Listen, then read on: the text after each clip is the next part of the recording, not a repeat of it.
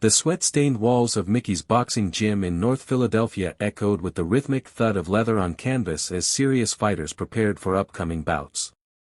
August 23, 1975. Al Pacino stood in the corner, wrapping his hands with methodical precision, his dark eyes studying the controlled violence unfolding around him. At 35, he was preparing for a potential boxing film role, but in this temple of legitimate pugilism, surrounded by men who earned their living through disciplined brutality, he felt like an intruder in a world where pretending could get you killed.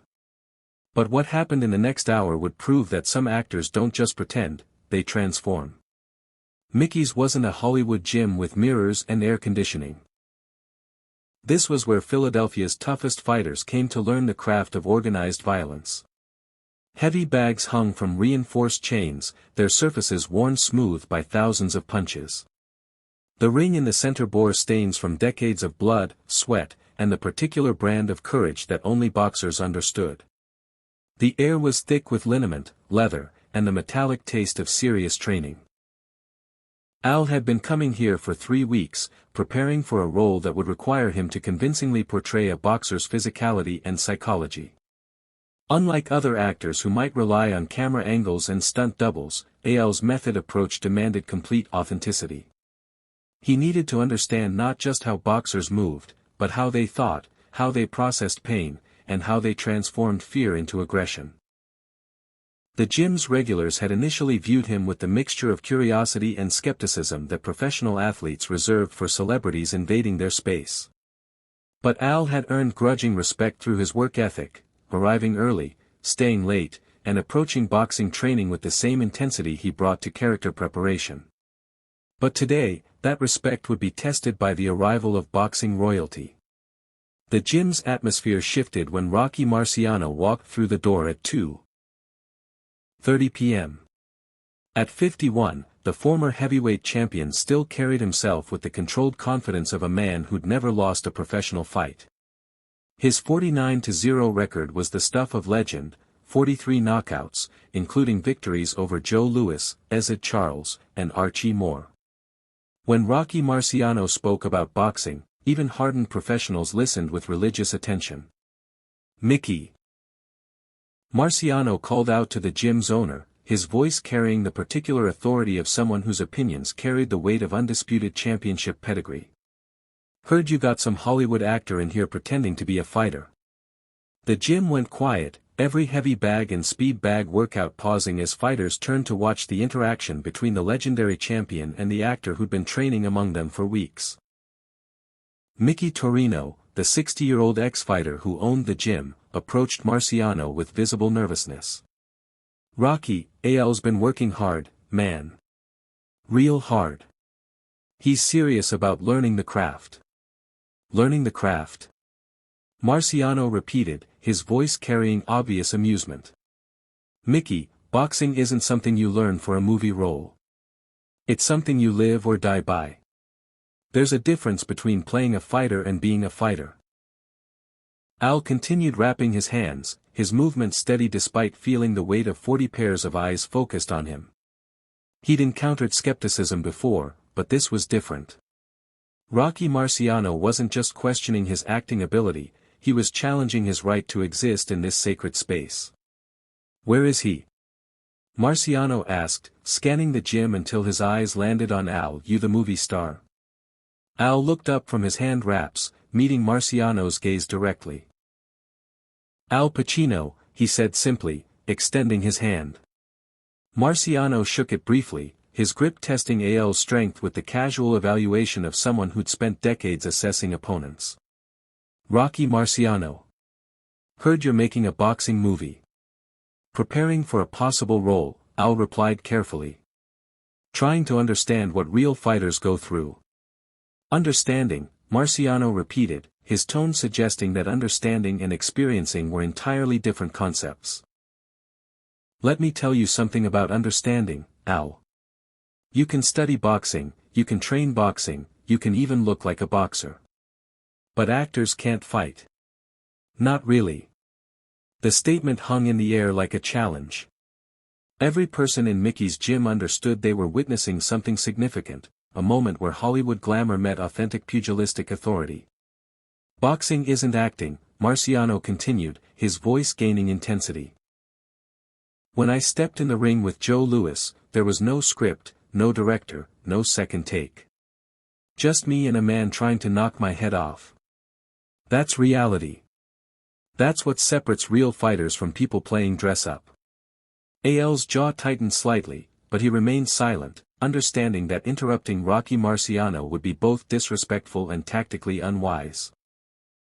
I've seen plenty of actors come into gyms over the years, Marciano said, beginning to pace around Al like a predator circling prey. They learn the movements, they develop some muscle definition, they convince audiences they're tough. But put them in a real situation, a real confrontation where someone's actually trying to hurt them, and they fold like cheap suits.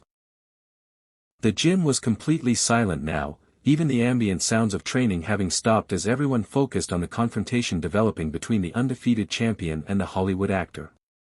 Boxing requires something most people don't have, Marciano continued, his voice taking on the tone of someone delivering a fundamental truth. It requires the willingness to absorb punishment while still thinking clearly enough to inflict punishment. It requires functioning at maximum capacity while someone's trying to separate you from your consciousness. Al remained perfectly still, his breathing controlled, but something was building behind his dark eyes that the more experienced fighters in the gym began to recognize.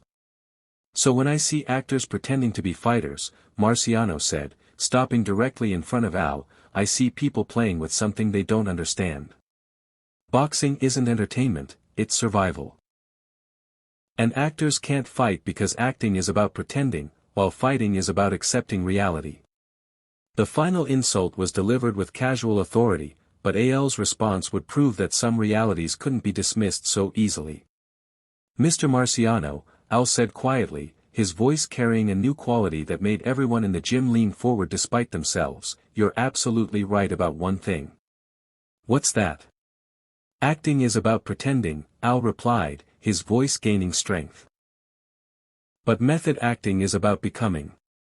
And some of us don't just study our subjects, we inhabit them completely. Marciano's expression shifted slightly, perhaps sensing that this wasn't going to be the simple dismissal he'd expected.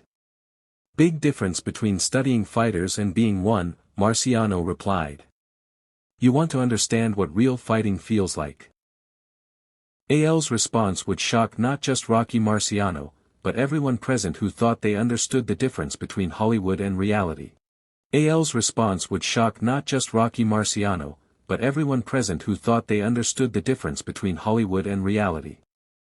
Mr. Marciano, Al said, standing slowly from the bench where he'd been wrapping his hands, I'd like to show you something.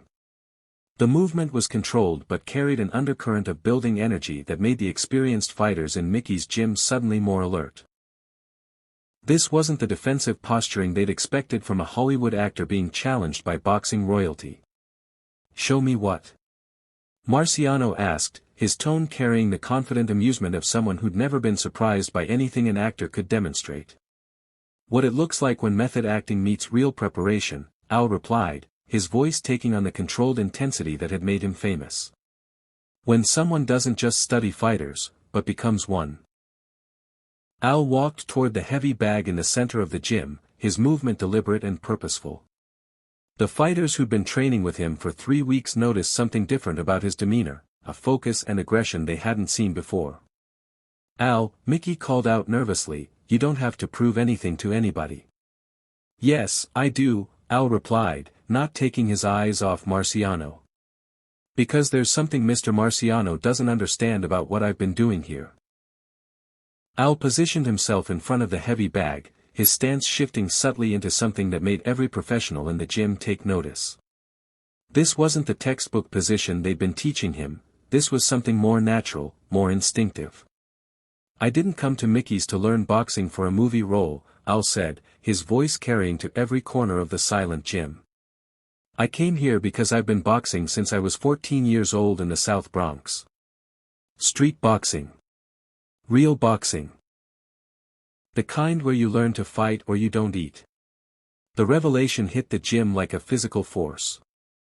Rocky Marciano's confident expression flickered for the first time as he processed what he'd just heard. Every character I've ever played, I've lived, Al continued, his voice gaining intensity. When I played a cop, I rode with real cops for months. When I played a soldier, I trained with combat veterans until I understood what war does to a man's psychology. And when I decided to explore boxing, I didn't just study it, I became it. Al threw his first punch at the heavy bag, and the sound that filled Mickey's gym was unlike anything they'd heard from him before. Not the tentative jabs of someone learning the fundamentals, but the explosive impact of someone who'd spent decades perfecting the mechanics of violence. "Jesus," whispered one of the professional fighters watching from the corner. Al's combination came fast and precise. Left hook to the body, right cross, left uppercut, each punch landing with the kind of authority that only came from years of dedicated training. But it wasn't just the technical proficiency that shocked everyone present. It was the psychological intensity behind each strike, the kind of controlled aggression that separated real fighters from people playing at being fighters. "I spent 6 months training with Tommy Hearns before coming here," Al said, his voice steady despite the power he was unleashing on the heavy bag. 6 months learning what it means to hit and be hit by someone who actually wants to hurt you. The heavy bag swayed under impacts that were making seasoned professionals step back and reassess everything they thought they knew about the actor who'd been quietly training among them.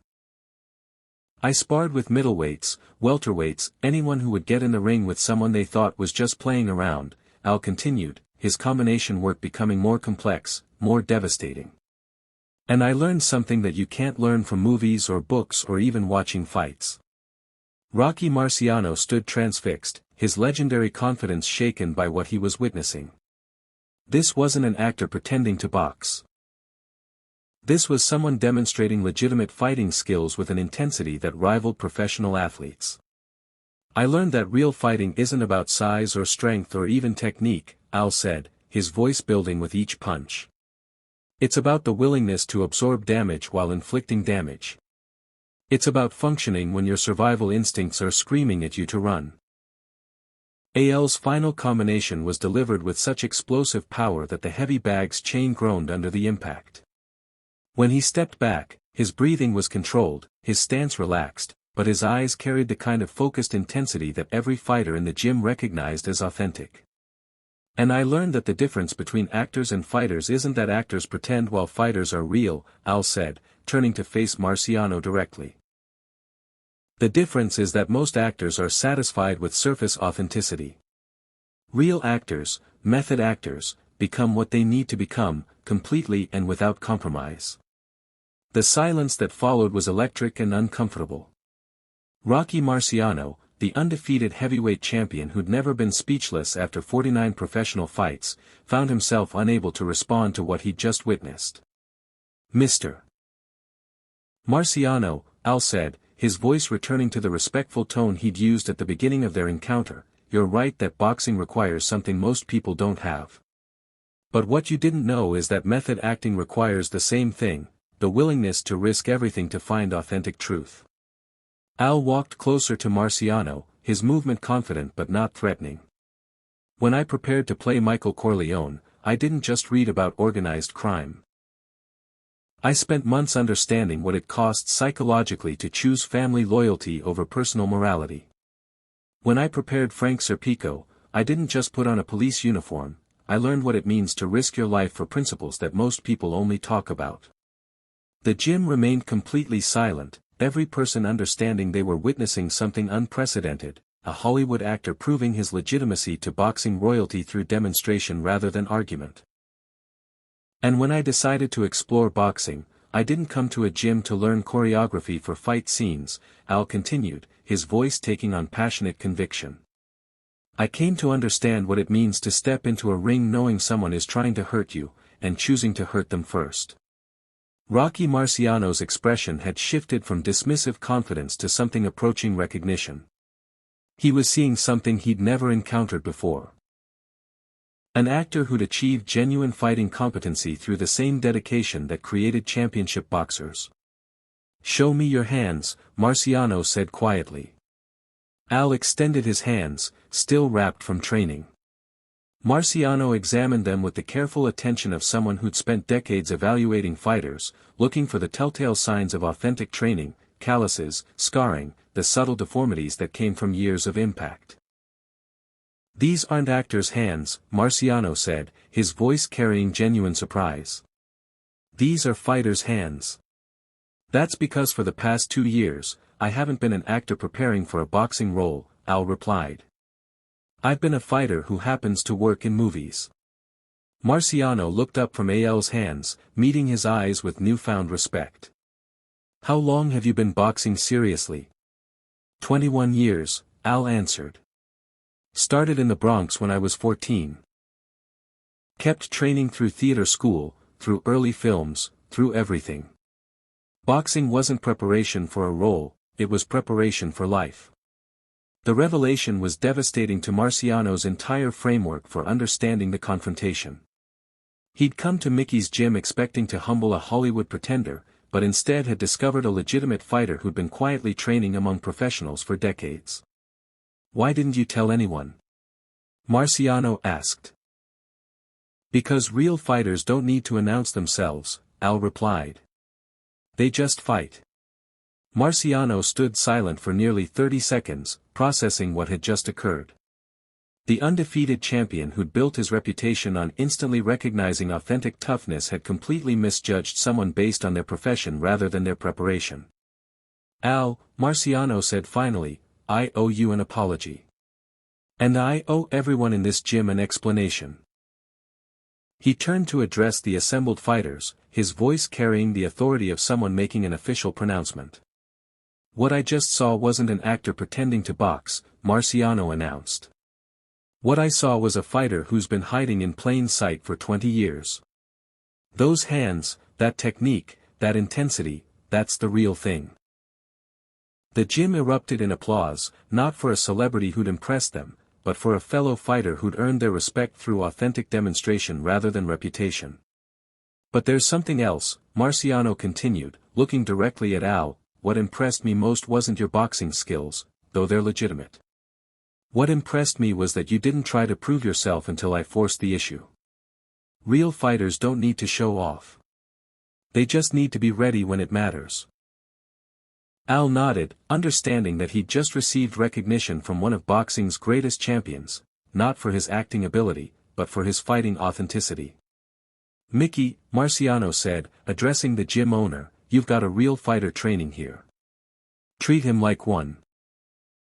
Years later, when boxing historians wrote about the characters who trained at Mickey's gym, Al Pacino would be mentioned not as a celebrity who'd visited, but as a legitimate fighter who'd earned his place among professionals through decades of dedicated preparation. Rocky Marciano never again made assumptions about actors' fighting ability, and privately told friends that his encounter with Al Pacino had taught him that authentic toughness could exist anywhere, even in Hollywood. And Al continued training at Mickey's for years afterward, not as preparation for any specific role, but because boxing had become part of his identity, a way of maintaining the psychological intensity that made his performances so compelling.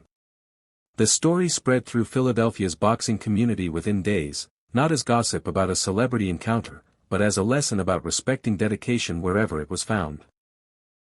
Al Pacino had shocked the boxing world not by pretending to be something he wasn't, but by revealing something he'd always been.